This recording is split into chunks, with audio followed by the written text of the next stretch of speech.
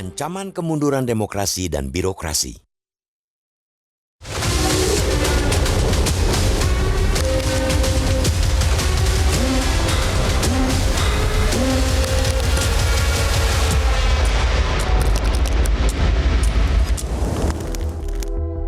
Dianutnya sistem demokrasi sebagai dasar ketatanegaraan di Republik ini menegaskan bahwa bangsa Indonesia memilih untuk menempatkan kedaulatan berada sepenuhnya dalam supremasi sipil. Demokrasi harus terus berkembang dan maju sebagai pemuliaan terhadap kedaulatan rakyat. Tidak perlu lagi ada upaya sistematis mengembalikan dominasi militer dalam kehidupan berbangsa dan bernegara. Segala bentuk siasat untuk menggiring kembalinya dui fungsi militer semestinya tidak diadaptasi demi tegaknya semangat reformasi.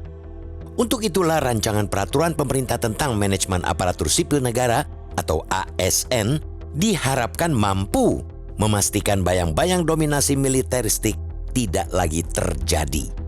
Aturan pengisian jabatan aparatur sipil negara oleh anggota Tentara Nasional Indonesia atau TNI dan Kepolisian Republik Indonesia atau Polri dalam RPP ini mesti diatur dengan jelas dan tegas. Bilet tentang jabatan ASN yang bisa diisi oleh prajurit TNI dan personal Polri merupakan ketentuan yang telah diamanatkan oleh Pasal 19 Ayat 2 Undang-Undang Nomor 20 Tahun 2023 tentang ASN. Bangsa ini tentu enggan demokrasi kembali melangkah mundur dengan masifnya intervensi militer dalam birokrasi. Manuver-manuver menyeret TNI ke ranah sipil harusnya dipandang sebagai kebijakan usang sejarah Republik ini. Bahkan, rencana pemerintah ini mirip dengan prinsip dui fungsi ABRI saat Orde Baru. Kala itu militer dan polisi dapat duduk di jabatan sipil dan mendominasi birokrasi sipil demi menopang rezim yang otoritarian. Tanpa adanya aturan yang ketat, pelemahan juga akan terjadi pada birokrasi itu sendiri. Penunjukan TNI Polri sebagai ASN bisa mengganggu dan mengacak-acak tatanan meritokrasi. Konflik dan kecemburuan pun dinilai akan tumbuh subur di kalangan ASN. Meskipun dengan asas resiprokal ASN bisa menjabat di TNI Polri serta diakomodasi dalam Undang-Undang ASN dan RPP tersebut, hal itu akan terkendala pada Undang-Undang TNI maupun Undang-Undang Polri yang sudah mengatur bahwa jabatan di dua lembaga tersebut hanya bisa diisi oleh anggota TNI atau Polri, sehingga bisa dipastikan dalam implementasinya hampir tidak ada ASN ke TNI Polri. Belum lagi dari sisi penegakan hukum, dengan kultur birokrasi yang masih lemah seperti saat ini, dengan masuknya petinggi TNI Polri di pemerintahan, tampaknya ialah melemahnya spirit penegakan hukum. RPP ASN tersebut jangan sampai menjadi alat legitimasi praktik-praktik yang keliru. Pasalnya, hingga saat ini, prajurit aktif TNI masih terikat dengan Undang-Undang Nomor 31 Tahun 1997 tentang peradilan militer jika melakukan pelanggaran hukum, termasuk kasus korupsi.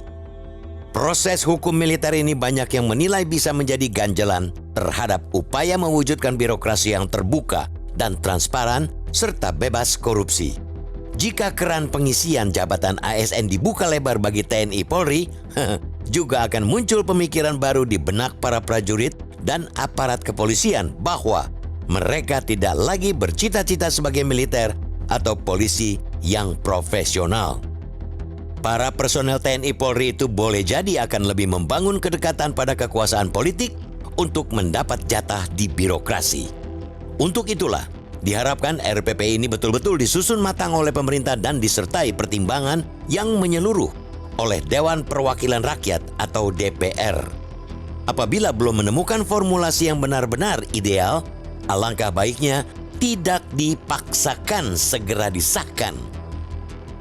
Jangan hanya karena ingin mengakomodasi para perwira TNI Polri yang tidak kebagian posisi di institusinya alias jobless, justru mengorbankan demokrasi dan reformasi birokrasi yang telah dibangun 2 dekade lebih sejak reformasi.